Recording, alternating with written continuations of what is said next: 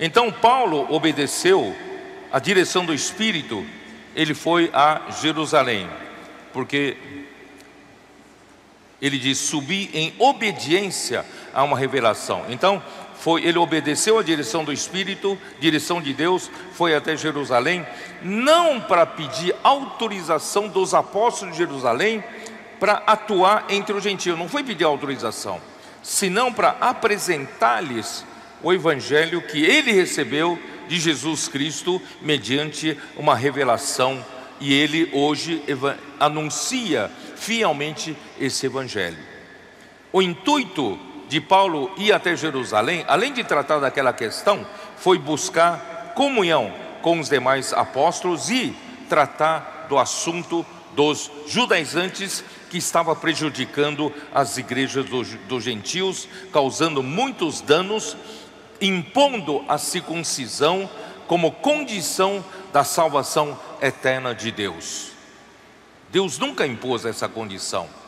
Basta crer em Jesus, né? Nós somos salvos pela graça. Versículos 3 até 5.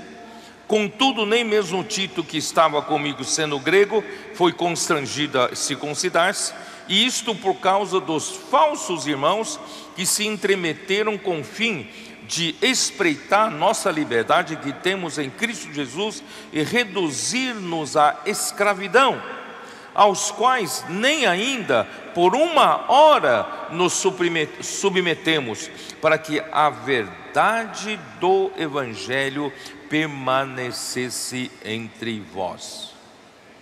Irmãos, essa pressão toda era uma pressão muito grande lá em Jerusalém. Paulo subindo com Barnabé, subindo com Tito para Jerusalém, certamente ele enfrentaria uma pressão muito grande, porque Jerusalém era Jerusalém.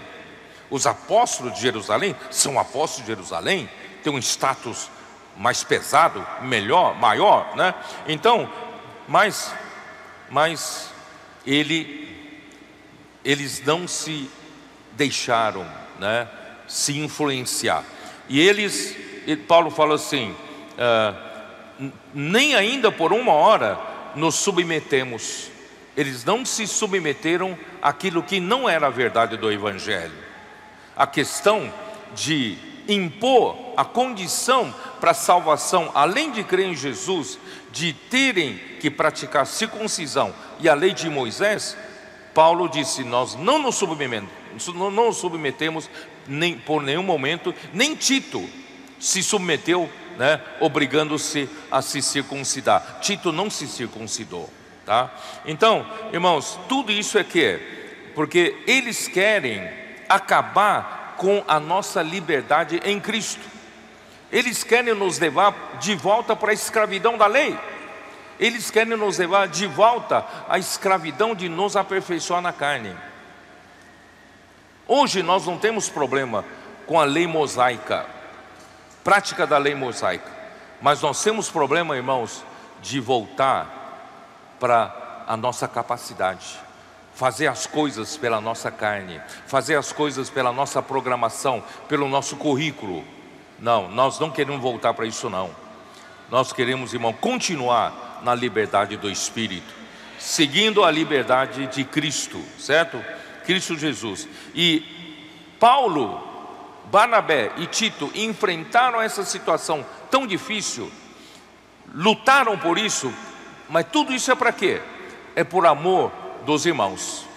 Por amor dos irmãos, por quê? Para que a verdade do Evangelho permanecesse entre vós. Essa luta toda, irmãos, para preservar a verdade do Evangelho. Você imagina se Paulo com seus companheiros tivessem também, né, naufragado nisso, irmão, nós não teríamos a verdade do Evangelho hoje. Graças a Deus que Paulo não se submeteu. Graças a Deus que Paulo lutou por isso. E a verdade do Evangelho permanece entre nós, graças a Paulo. Você acredita nisso? Por isso eu disse, né, hoje, claro, brincando um dia, quero dar um abraço em Paulo, né? Graças ao Senhor que o Senhor preservou a ele. Ele lutou, ele sofreu e manteve pura a verdade do Evangelho. E hoje nós recebemos essa verdade do Evangelho, né, de uma maneira tão pura entre nós, e nós podemos praticar e viver por ela, por ele, né? Por ela. Ó Senhor Jesus, vamos lá. Então, os judaizantes levantaram uma bandeira dizendo que era necessário se circuncidar para ser salvo. Porém, quando Paulo chegou com Tito, que era grego, eles não tiveram coragem de constranger a Tito de se circuncidar. Paulo levou a Tito para ver se, vou ver se vocês têm coragem de obrigar ele a se circuncidar. Eles não tiveram coragem. Então Tito não foi obrigado a se circuncidar. Então Paulo chama os judaizantes de falsos irmãos. Versículo 4. Tudo isto por causa dos falsos irmãos, os quais querem impor o jugo da lei sobre os cristãos gentios, pois estavam vivendo uma vida cristã com muita liberdade, sem a obrigação da prática da lei que os judeus tinham de cumprir. Irmãos, graças a Deus, parece que os judaizantes, eles são obrigados a cumprir a lei, estão debaixo de tantas obrigações, pode fazer isso, não pode fazer aquilo, tem que fazer assim. Irmãos, e quando vem os cristãos gentios tão livres, não tem nada não tem uma lei para eles, para impor sobre eles como obrigação. Então, irmãos, eles parecem que têm inveja dessa liberdade e querem impor também condições de obrigação para os gentios também ficarem debaixo da prática da lei. Irmãos, graças a Deus nós não temos lei para cumprir. A única lei que nós cumprimos é a lei de Cristo, a lei do Espírito. Nós seguimos essa lei. Essa lei é a lei viva. Ó Senhor Jesus. Por isso, irmãos, eu já disse para vocês, eu vou repetir. Romanos capítulo 8, versículo 3 mostra por que não voltar para a lei, né? Por que não voltar para a lei? Porque a lei não tem nenhuma capacidade para lidar com a minha carne e a sua carne. A lei é impotente.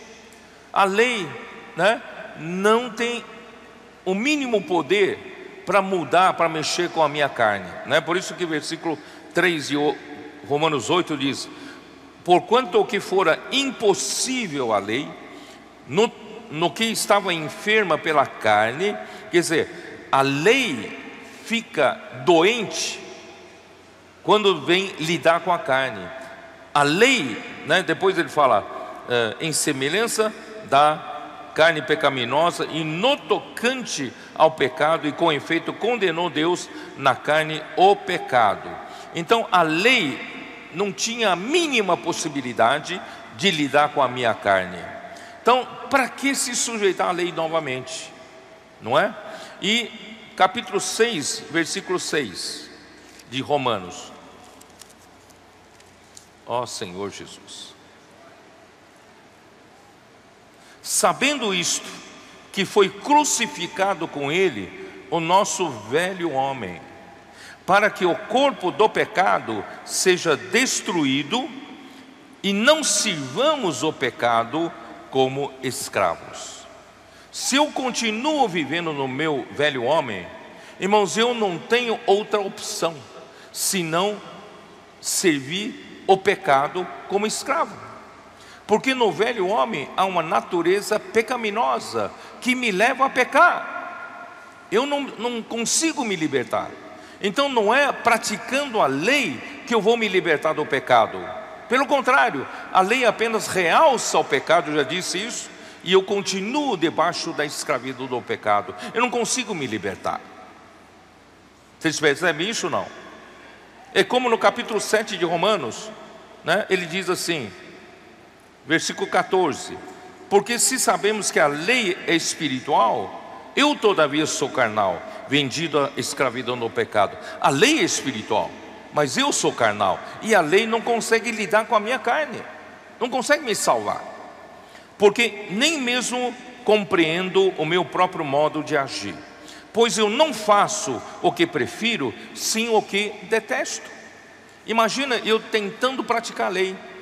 Eu quero seguir a lei, eu amo a lei, mas eu não consigo fazer, né? Versículo 16: ora, se faço o que não quero, consinto com a lei que é boa. Nesse caso, quem faz isto já não sou eu, mas o pecado que habita em mim. Porque eu sei que em mim, isto é, na minha carne, não habita bem nenhum, pois o querer o bem está em mim, mas não o efetuá-lo. Porque não faço o bem que prefiro, mas o mal que não quero, esse sim eu faço. A lei me diz que eu tenho que fazer o bem e não fazer o mal, mas o bem que eu quero fazer, não consigo fazer. O mal que eu não quero fazer, eu faço. Olha, eu sou um escravo. Mas, né, então, ao querer fazer o bem, encontro a lei de que o mal reside em mim. Quer dizer, a lei me realça o pecado. A lei me mostra que o mal está dentro de mim. E não me salva disso, não consegue me salvar disso.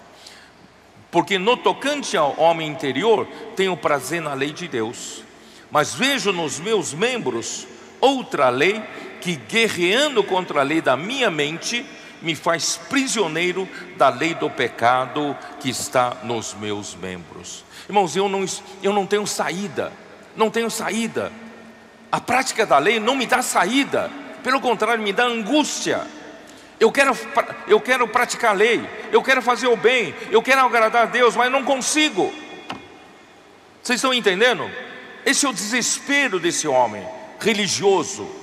Aí no versículo 24: desventurado homem que sou, eu sou um homem miserável, não consigo fazer o bem que eu quero, mas o mal que não quero, esse sim eu faço.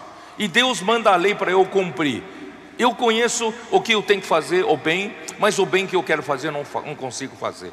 E o mal que eu não quero fazer, acabo fazendo. Eu sou miserável, desventurado homem que sou. Quem me livrará do corpo desta morte? Quem vai me livrar? Quem liberta? Quem me liberta?